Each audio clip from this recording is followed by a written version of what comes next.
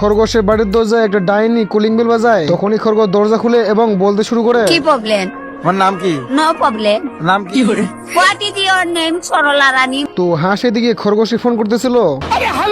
তখনই দরজার calling bell বেজে উঠে এবং দরজা খুলতেই তখনই হাঁস শুকরকে দেখে চাদরের ভিতরে লুকিয়ে পড়ে এবং এরপর শুকর বলতে শুরু করে, মুড অফ है मेरा।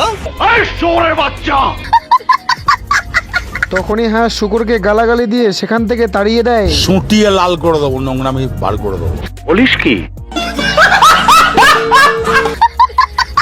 তো এইখানে এই লোকগুলি একটা প্রাণীকে খাঁচার ভিতরে আটকে রাখে এবং প্রাণীটাকে দেখাশোনা করার জন্য এই সিংহকে দায়িত্ব দেওয়া হয়। Mountain Dew. তুমি জানো না আমি ইচ্ছা করলে তোমার চুলকানির মলম লাগাই দিবার পারি।